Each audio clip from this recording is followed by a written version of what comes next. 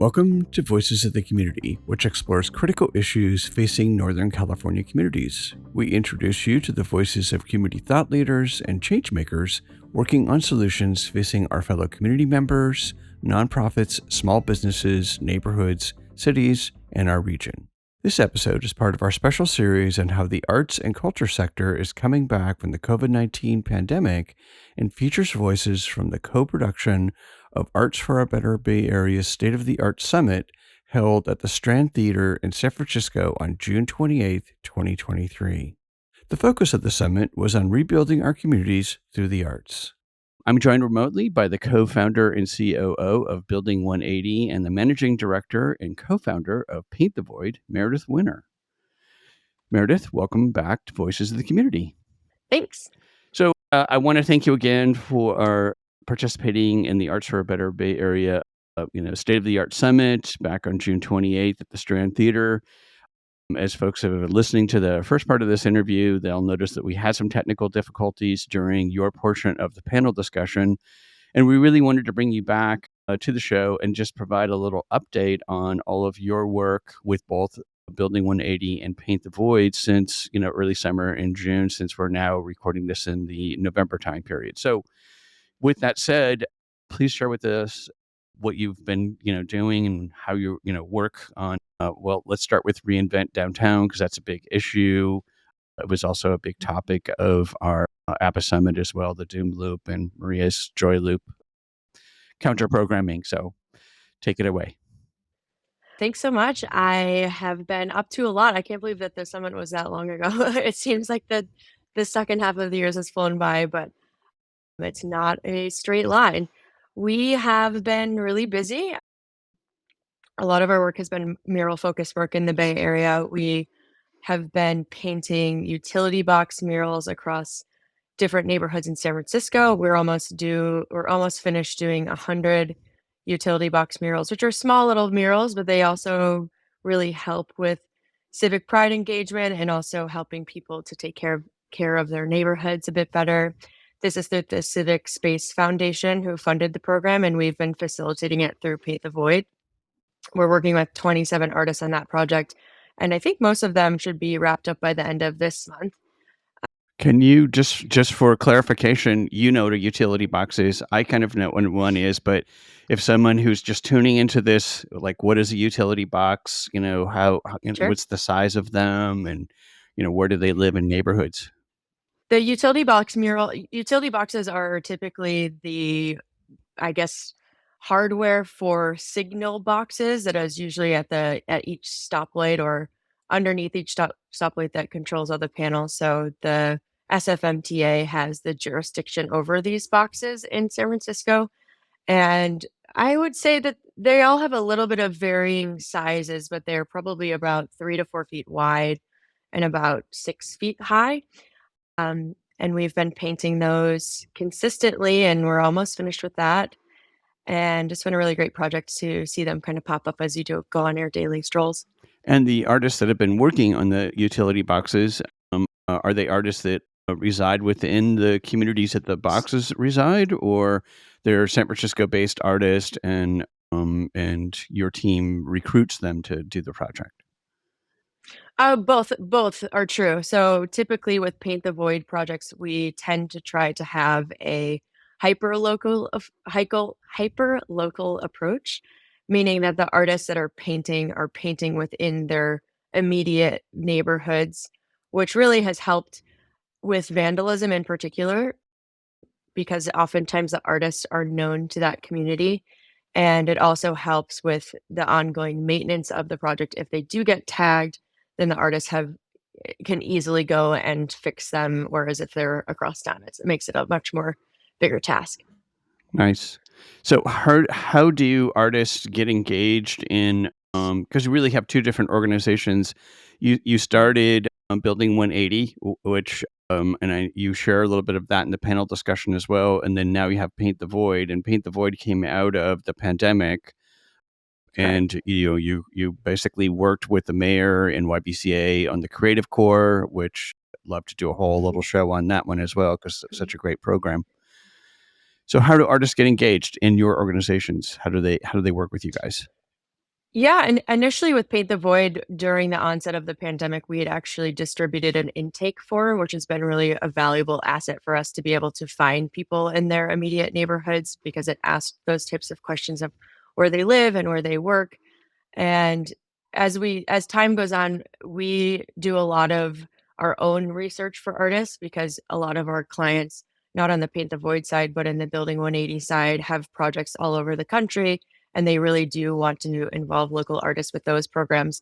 So much of the time, we are doing research either in online magazines from that city or town, and we do a lot of finding on Instagram, and or there's a also a forum on our website for people to get in touch with us also. So we're really always looking for new artists and always perusing new artworks by people, also going to art shows and things of that sort that are local to us. We have team members in San Francisco, one in Los Angeles, and also one in Oregon. So we have a little bit of a broader reach, and it's definitely a lot of networking and homework, fun homework. Nice. And I think, going back to the whole reinvention of downtown and the vacant to vibrant piece, part of the theme of the whole ABBA Arts Better Bay Area Summit was really talking about how now arts are being viewed, no surprise, as economic and community redevelopment. So, you had mentioned that you consulted with the Vacant to Vibrant folks. Can you share with us a Mhm. little bit about what you consulted with them and the idea of working, with artists and bringing artists? Because, now all of a sudden, oh, we have vacant storefronts. Let's bring in artists. It'll be Mhm. magical, right? Right. In the meantime, they make it Yeah. a great neighborhood, and then they get priced out, and it was really fun. Right. Hopefully not, and hopefully some of those leases will be extended. The program did launch, and it was very fun to see so many people downtown and engaging in these new spaces, be it I'll hopefully not too temporarily, but hopefully we'll get a little bit more longevity out of the program. But we, as consultants, were really helping with the intake forms, or really the intake application for small business owners and for artists.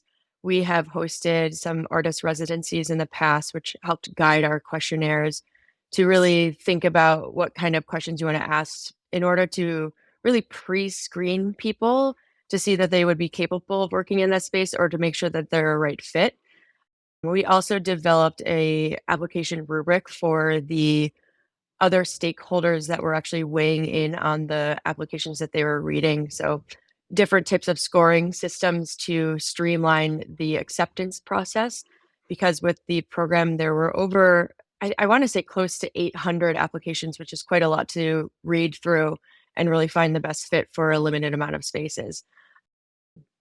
Beyond that, we for the people that were selected, we were offering technical assistance support for the artist portion. So, how do you install this thing? Do you have fabricators that can recommend to you? What kind of insurances do we need? Things of that sort that kind of fall within the production realm that we're familiar with. And then you had mentioned before we came on, this was a first phase of it, and then are you working on Mhm. the second phase of it? And if so, what does that consist of? The program is hopeful to do another cohort of applicants of people who have already applied. I don't think that the applications have ever really closed, but for people who weren't the best fit for the first portion of the program, and most of that also came down to landlords having stake in who was occupying the spaces. So they had a lot of weigh in on who was actually going to be in the building. And for the second cohort, they're hoping to get additional funding from OEWD to do another round of occupants in vacant spaces. And OEWD, for our listening audience and viewing audience, is the Office of Economic and Workforce Development in San Francisco, which is part of the mayor's office. Mhm. And staying on the same track of kind of using art as economic and community revitalization or redevelopment, can you share with us a little bit about why you and Shannon Riley kind of created Building 180, how it came to be, and how you work with artists, because you're creating art, but you've also kind of created an agency, if you will, or arts management. Correct. Yeah, we got our start initially stemming from Burning Man artists, which we had both had the pleasure of apprenticing under on Treasure Island. And so often we would see these very large pieces be kind of shoved away in the corner and with artists without a plan of how to get them seen by people. So initially it was a lot of, I wouldn't say really straight consulting work. It was really us helping artists find placement opportunities, doing a lot of networking for them to find places where they could rent their pieces or get new commissions. And from there, we've just branched out quite a bit from we do way less rentals than we do new commissions for artists. We also work in with cities with lighted art festivals that are open to the public, which is something that's really important to us, is having art be a not ticketed experience. So a lot of the artists have traditionally been working in festival realms where there is a barrier to entry, and we tend to try to work with either events or activations that don't rely on ticket sales. So those are usually from private funding sources.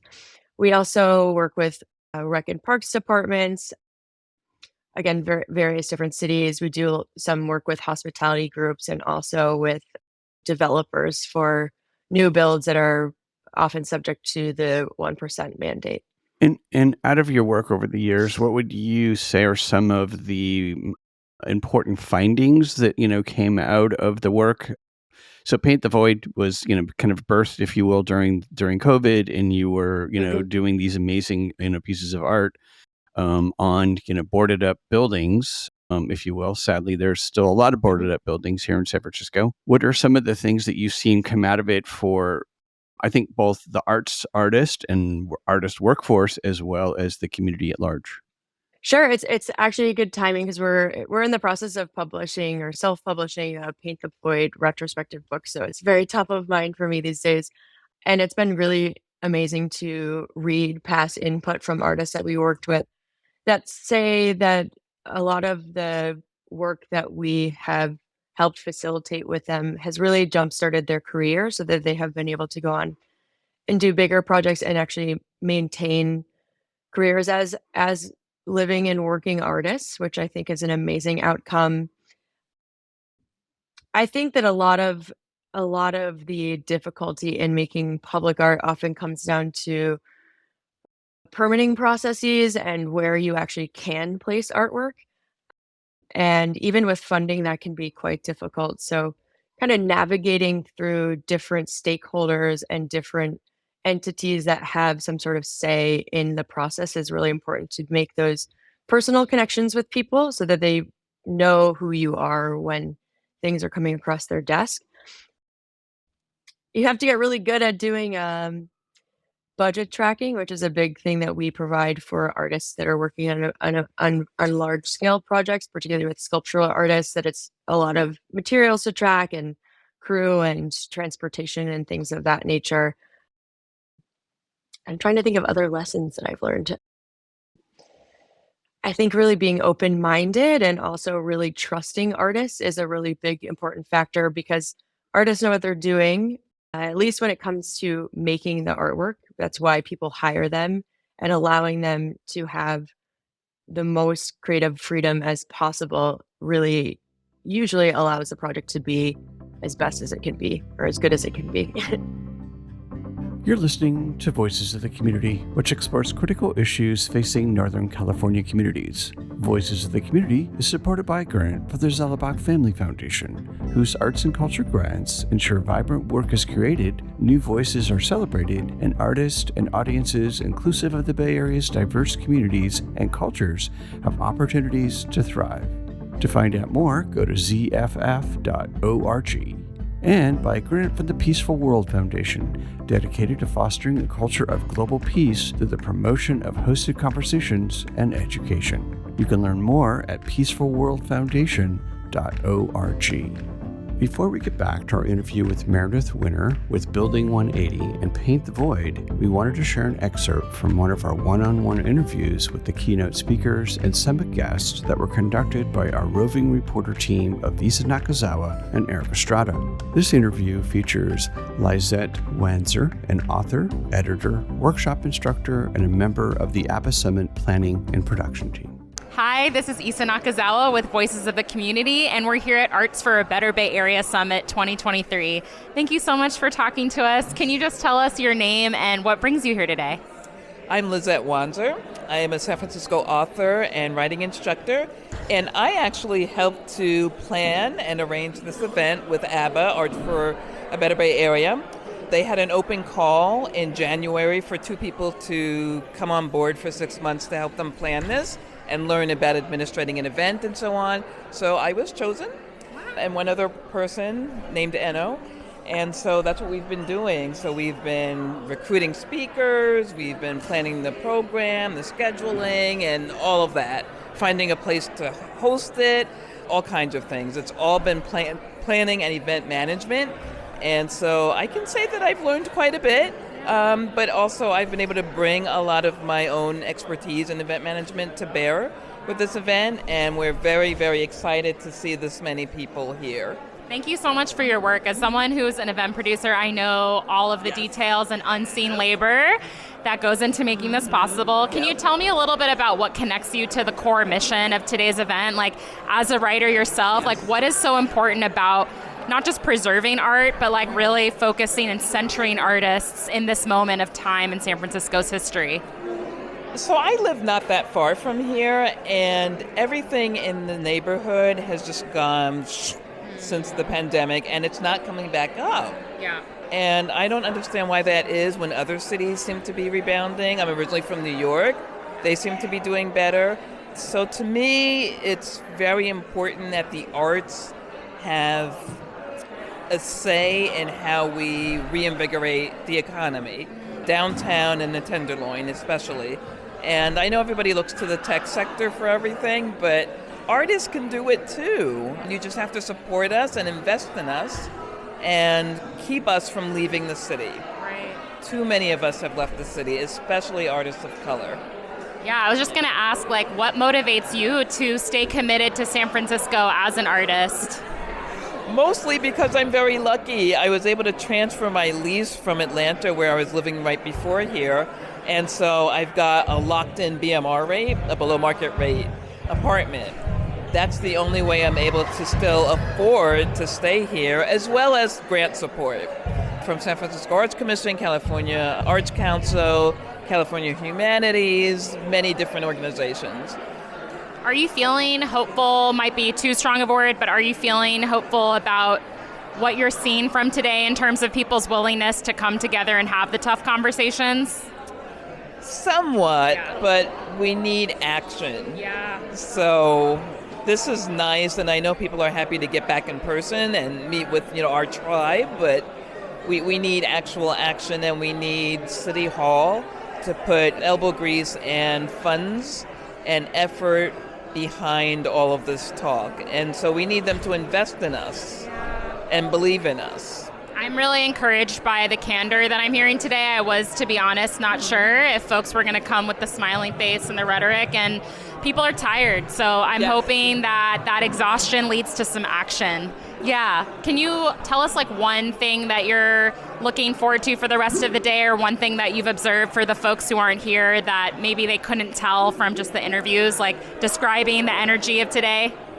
I have just loved seeing so many people that I know that I haven't seen since the pandemic started here, and it's been really, really great, and being able to introduce them to one another as well. So connecting artists to one another has been great. It's a lot of fun, and this is great. We're in person, and look at all this conversation that's happening now. Yeah. Look at all the energy. People are meeting. They don't all even know each other. They're just, meeting and speaking.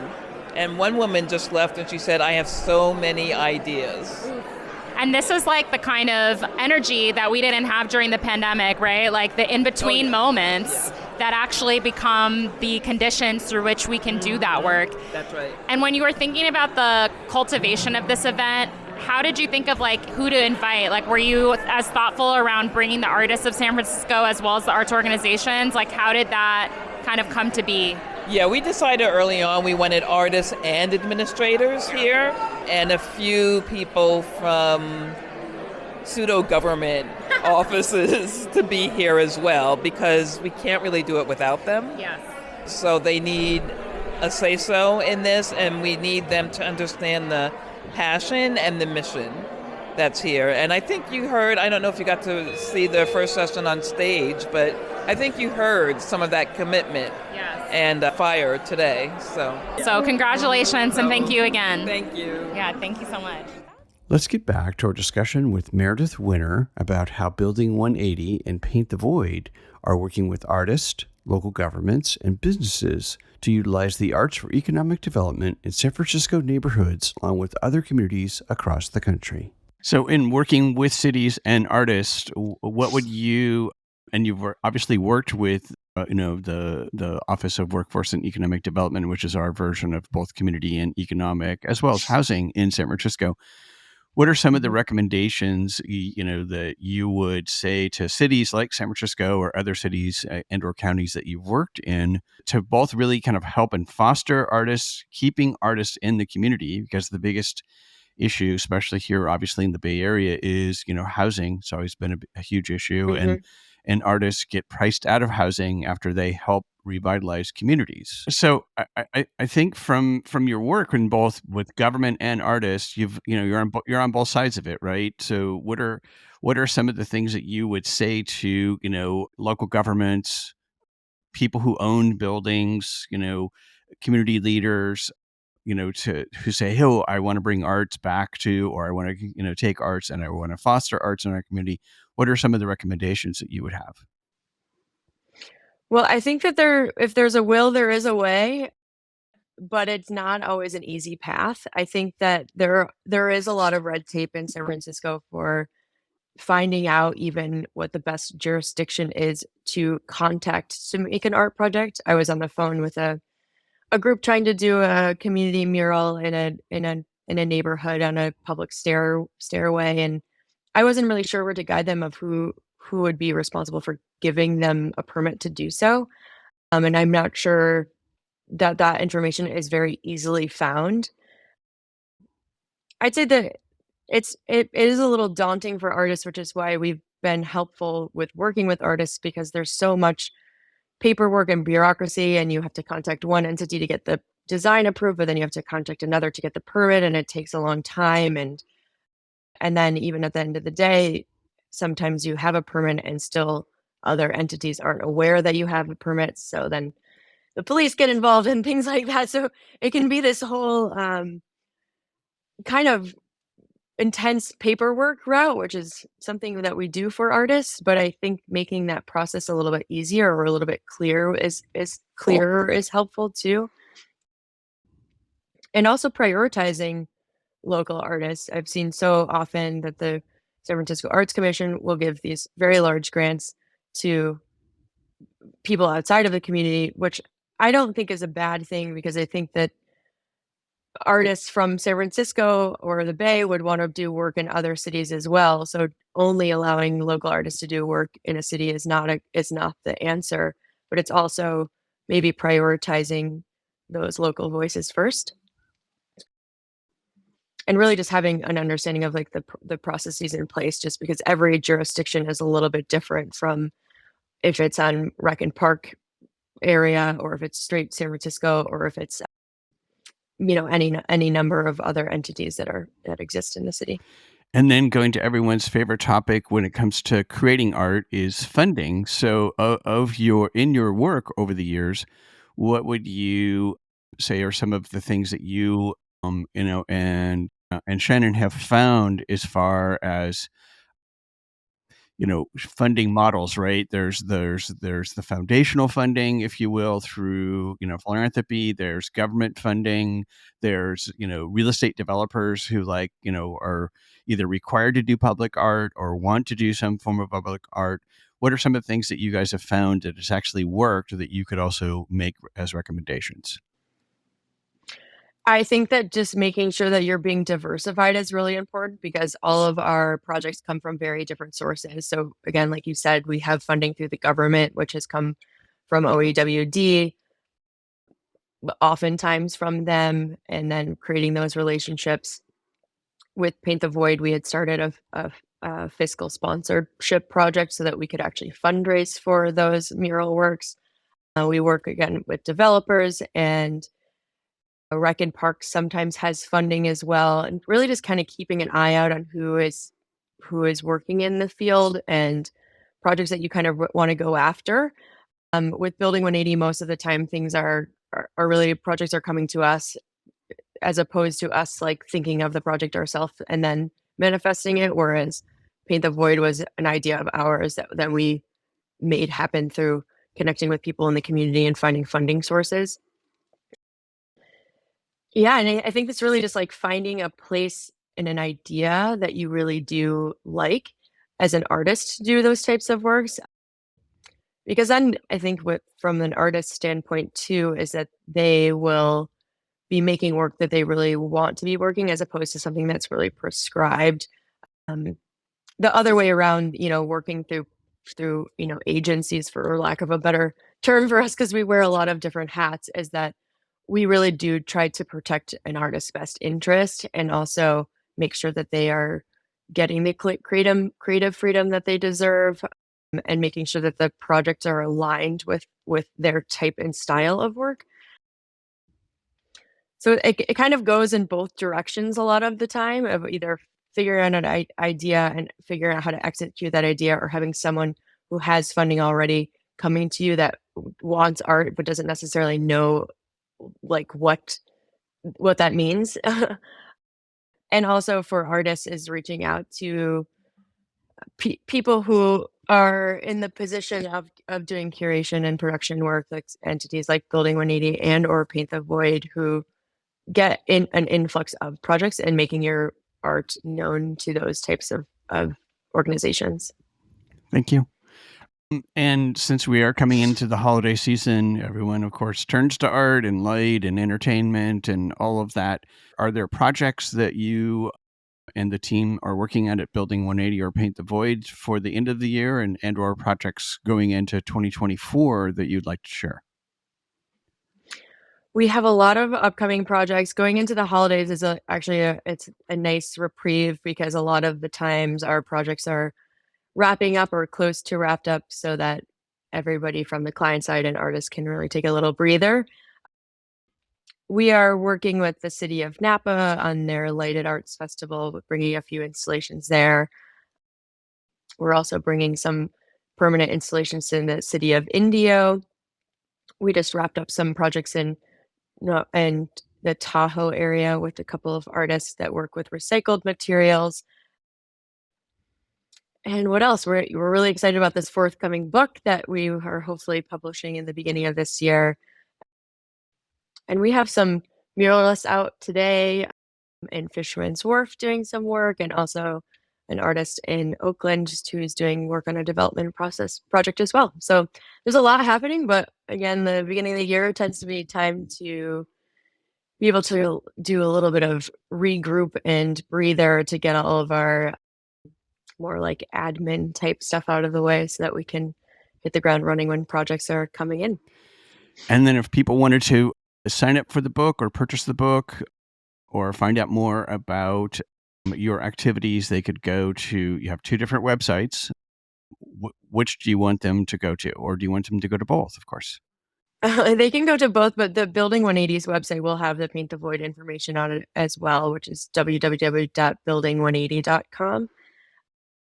We're done with the pre-sales for now, and then once we publish, we'll be able to sell them so that there'll be links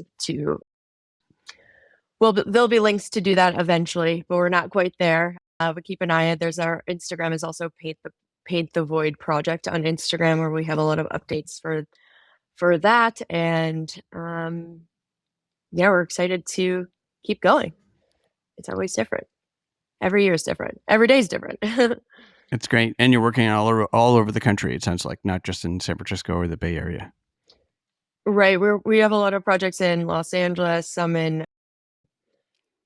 many that happen in Las Vegas. We're doing some in Northern California, again in Napa, and we'll see where else. We've done projects in New York, Australia, excuse me, not Australia. I meant to say Austin, Texas. And we're always looking to expand, and we really love bringing art to smaller places as well, where the people don't have as much access is something that's we really love to do. We'll be doing the Blink Cincinnati Lighted Art Festival, which is in October of 2024. So we're excited for that. And that's a great one to check out too. Wonderful. And then to your point, trying to recruit and curate local artists within those communities that you're doing the projects. So the artwork and the economic and community impact stays in the community. Yes, exactly. As much as we can. It's not always perfect, but we try. Right. Anything I haven't asked you about that you wanted to chat about, that you wanted to mention? Well, hopefully we'll be redoing the murals on the JFK promenade in the beginning of next year. We had done that to incentivize people voting against cars going back to JFK after COVID. So that had passed the last election to keep the promenade cars free. And there's been a lot of really exciting activity happening in Golden Gate Park. So hopefully redoing those murals. And that will be very exciting to see new, fresh murals because they get a lot of wear being on the ground. And I think that's it I think that's all I can think of. There's a lot happening. Yes, there is. All right. So I want to thank Meredith for sharing, your work today and your organizations to work to support our arts and cultural workforce. We'll make sure that our viewers and listeners have your contact information, websites, and social media so they can get engaged and support all of your work to support our arts and cultural organizations as we continue to work our way through the recovery from COVID-19. And Meredith, thanks so much for coming back to the show. Thanks so much for having me. That's it for this episode of Voices of the Community. You've been listening to the voices of Meredith Winner, the co-founder and COO of Building 180 and managing director and co-founder of Paint the Void, and Lyzette Wanzer, an author, editor, and workshop instructor, along with our roaming reporter, Isa Nakazawa. To find out more information about our guests and their respective organizations, programs, services, how to volunteer, and to make a donation, please go to voicesofthecommunity.com and click on the link to the Arts and Culture series and episode 5. While you're on our website, you can both watch or listen to the full episodes and one-on-one interviews of our Arts and Culture series, along with signing up for our newsletter to stay up to date on future shows. After watching and listening to these wonderful stories, we hope that you will consider making a donation and volunteering to support our arts and culture organizations and our arts and culture workforce. Today's episode was made possible through our co-production partnership with Arts for a Better Bay Area for their State of the Art Summit, along with our amazing technical crew, the audio and video wizard and our associate producer, Eric Estrada, and our co-production partner, BAVC Media, and their wonderful staff, Paula Argoni, Andy Konami, Isa Nakazawa, and Siobhan Giles. The graphic magic was made possible by Casey Nance from Citron Studios. We also want to thank our broadcast partners KSFP LPFM 102.5 FM, KPCA LPFM 103.3 FM, Petaluma Community TV, and BAVC Media. Voices of the Community is supported by a grant from the Zellerbach Family Foundation, whose arts and culture grants ensure vibrant work is created, new voices are celebrated, and artists and audiences inclusive of the Bay Area's diverse communities and cultures have opportunities to thrive. To find out more, go to zff.org and buy a grant from the Peaceful World Foundation, dedicated to fostering a culture of global peace through the promotion of hosted conversations and education. You can learn more at peacefulworldfoundation.org. Take us along on your next walk, workout, or drive by subscribing to Voices of the Community on Apple Podcast, Spotify, and Google Podcast, or wherever you get your podcast. And if you've been enjoying the show, please leave us a rating and review on the podcast platform of your choice. To watch past and future episodes of Voices of the Community, please subscribe to our YouTube channel and go to youtube.com/GeoCoster. We'd love to hear from you with feedback and show ideas, so send us an email to george@georgecoster.com. I'm George Coster from San Francisco, and thank you for listening and watching today's episode.